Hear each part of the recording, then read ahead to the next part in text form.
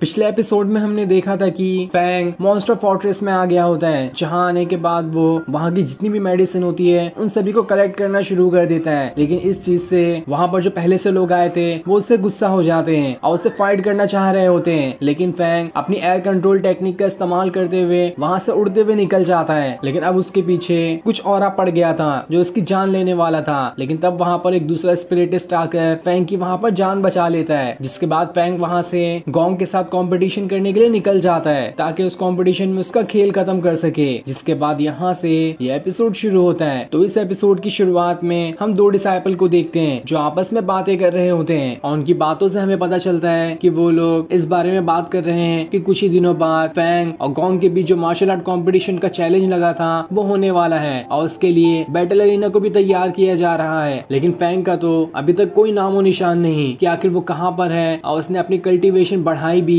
या फिर नहीं। लेकिन तब दूसरा डिसाइपल कहता है कल्टीवेशन वो क्या खाक बढ़ाएगा, उसके पास तो कोई ताकत ही नहीं है और अगर वो अपनी कल्टीवेशन बढ़ा भी ले तब भी गोंग के पास इतने सपोर्टर हैं कि फैंग तो जीतने के बाद भी जिंदा नहीं बचेगा। उसका एक नया फादर भी आया है जो कि एक अलग ही मास्टर है, उसके बारे में तो कोई जानता भी नहीं था, वो भी उसके साथ हर खतरों में खड़ा रहता है। तो फैंग के लिए और ज्यादा मुश्किल हो चुकी है। अगर फैंग की जगह कोई और होता तो वो सबसे अच्छी जगह ढूंढ के वहां पर जाकर छुप जाता ताकि जिंदगी में कभी भी गोंग या फिर उसके किसी भी रिलेटिव की शक्ल ना देख पाए, वरना तो वो उसकी जान ही ले लेंगे। और मुझे तो यही लगता है कि वो दुनिया के किसी कोने में जाकर छुप गया होगा ताकि वो ना ही ये मार्शल आर्ट कंपटीशन लड़े ना ही उसकी जान को खतरा हो। लेकिन अगर वो ऐसा करता है तो इससे उसके भी जितने कजन हैं यहाँ पर उन्हें खतरा होने वाला है, क्योंकि गोंग ने काफी सारे लोगों को इस काम पर लगा दिया है कि वो फैंग के जितने भी कजन हैं उन्हें मारा पीटा करे और तब तक उनसे काम कराए जब तक कि उनकी जान नहीं निकल जाती। और अगर फैंग को अपने कजन को बचाना है तो उसे तो यहाँ पर आना ही होगा और यहाँ आने के बाद उसे गोंग को भी हराना पड़ेगा, जो कि बिल्कुल नामुमकिन है। इसलिए अब फैंग भी मरेगा, उसकी फैमिली तो वैसे भी मर चुकी है और अब बारी उसके कजन की है। सभी के सभी मारे जाने वाले हैं। लेकिन तभी वहाँ पर फैंग आ जाता है, जिसे देखकर तो वो दोनों डिसाइपल एकदम ज्यादा हैरान थे। फैंग उनसे कहता है क्या कह रहे थे तुम मेरे कजन के बारे में, कौन उन्हें परेशान कर रहा है। तब वो दोनों डिसाइपल उसे सारी की सारी बात बताते हैं कि गोंग तुम्हारे सारे कजन को बहुत मारता है और उनके ऊपर जबरदस्ती उल्टे पुल्टे काम करवाने कहता है ताकि वो ऐसे काम करे जिससे उनकी जान को भी खतरा हो सकता है, बस इसलिए कि साल भर से उसने तुम्हें नहीं देखा और वो तुम्हारा गुस्सा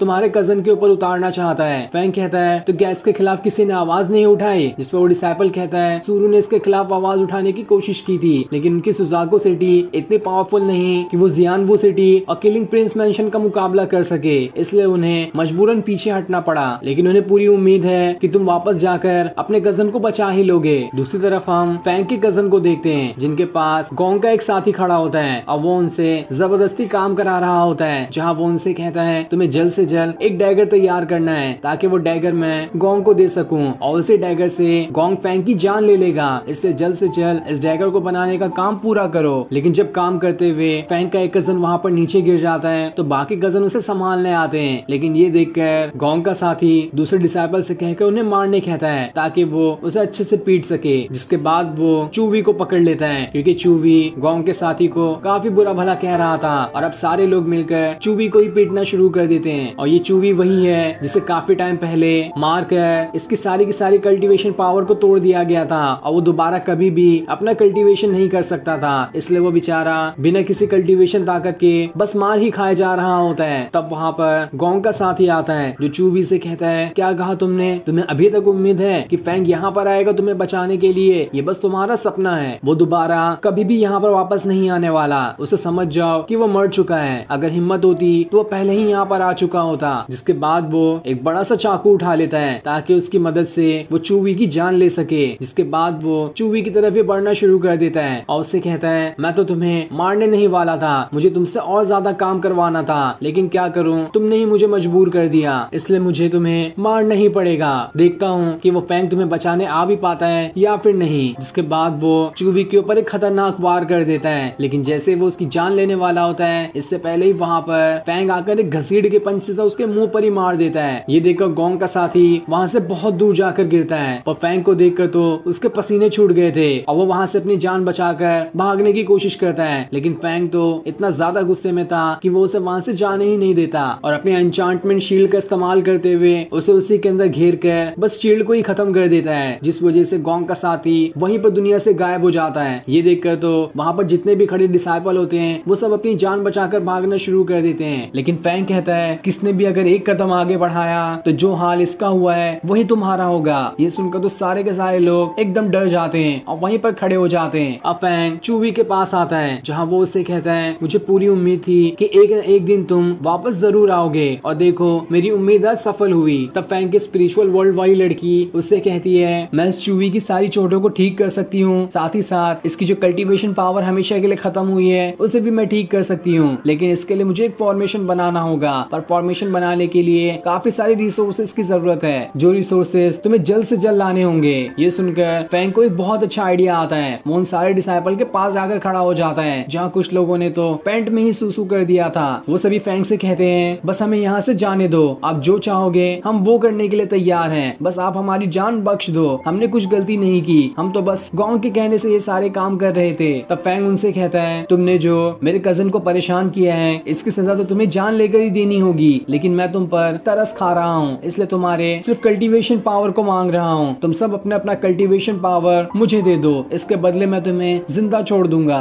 ये सुनकर वो सारे के सारे लोग एकदम हैरान थे, लेकिन इनके पास कोई दूसरा रास्ता भी नहीं था, इसलिए वो फैंग को अपनी कल्टीवेशन पावर देने के लिए बिल्कुल तैयार हो जाते हैं। दूसरी तरफ गोंग को उसके दो डिसाइपल तैयार कर रहे होते हैं क्योंकि मार्शल आर्ट कॉम्पिटिशन कुछ देर में ही शुरू होने वाला है जिसमें फैंग की गोंग के साथ लड़ाई होगी। तब वहाँ पर दो डिसाइपल आते हैं जो गोंग से कहते हैं फैंग यहाँ पर आ चुका है, वो किसी भी टाइम इस मार्शल आर्ट कॉम्पिटिशन की बैटल एरिना में आता होगा। ये सुनकर गोंग हैरान हो जाता है, साथ ही वो खुश भी होता है कि आखिरकार फैंग यहाँ पर आ ही गया, अब तो उसकी जान लेने में बहुत मजा आएगा। उसके बाद वो किसी तरह की बॉटल को निकालता है और उसके अंदर से जो ऑरा निकल रहा होता है वो उसे स्मेल करना शुरू कर देता है, जिस वजह से तो उसकी आंखों का कलर तक बदल जाता है। न जाने ये कौन सी अजीब तरह की टेक्निक थी जिसका गोंग ने अभी इस्तेमाल किया है और इसी सीक्रेट टेक्निक की मदद से वो फैंग के साथ फाइट करेगा। दूसरी तरफ फैंग उन सारे डिसाइपल से कहता है अगर तुम्हें अपनी कल्टीवेशन पावर दोबारा बढ़ानी है तो तुम्हें शुरू से शुरुआत करनी होगी, और अगर अभी तुम लेवल 1 से कल्टीवेट करते हो तो तुम दोबारा से कुछ ही टाइम के अंदर उतने ही पावरफुल बन जाओगे। साथ ही उनकी कल्टीवेशन पावर की मदद से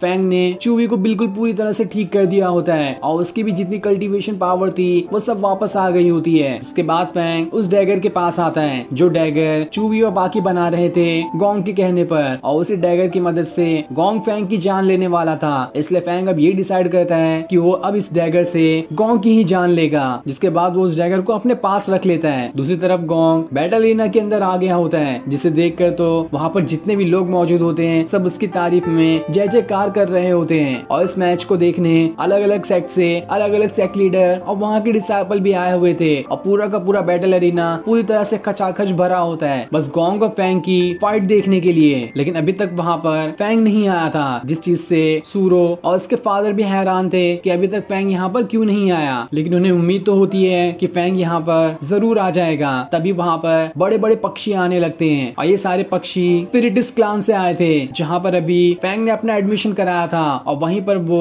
ग्रे रोब स्पिरिटिस बना है। जिसके बाद वहाँ पर कई सारे ग्रे रोब स्पिरिटिस की एंट्री होती है। ये देखकर तो सभी हैरान थे और फिर गोंग के सेट के एल्डर ग्रे रोब स्पिरिटिस के पास जाते हैं और उन्हें ग्रीट करना शुरू कर देते हैं कि वो भी यहाँ पर इस मैच को देखने के लिए आए हैं। लेकिन तब वो ग्रे रोब स्पिरिटिस उससे कहते हैं कि हम यहाँ पर कोई मैच देखने नहीं आए, बल्कि हम यहाँ पर अपने ही ग्रे रोब स्पिरिटिस साथी फैंग को सपोर्ट करने के लिए आए हैं, ताकि हम उसका इस फाइट में मनोबल बढ़ा सकें, क्योंकि हमारा फैंग एक ग्रे रोब स्पिरिटिस्ट है और अगर वो फाइट करे और उसका मनोबल बढ़ाने के लिए हम ना आए, ऐसा तो स्पिरिटिस्ट क्लान कभी नहीं कर सकता। ये सुनकर तो वहाँ पर मौजूद जितने भी लोग होते हैं वो सभी एकदम हैरान थे कि फैंग इतनी जल्दी ग्रे रोब स्पिरिटिस्ट कैसे बन गया। सभी को तो लग रहा था कि फैंग तो यहाँ पर आएगा तक नहीं, और देखो वो यहाँ पर आने भी वाला है और उसके आने से पहले यहाँ पर ग्रे रोब स्पिरिटिस्ट कितने सारे आ गए बस उसका मनोबल बढ़ाने के लिए। वो तो सच में पावरफुल बन चुका है। वहीं जैसे ही सूरो के फादर इस चीज के बारे में सुनते हैं कि फैंग ग्रे रोब स्पिरिटिस्ट बन गया है, उनकी खुशी का ठिकाना नहीं रहता। ये देखकर सूरो उनसे कहती है कि आप फिर से वही सोच रहे हैं कि आप हम दोनों की शादी फैंग से करा देंगे। आपको ऐसा नहीं सोचना चाहिए, क्योंकि जब फैंग की फैमिली को मारा गया था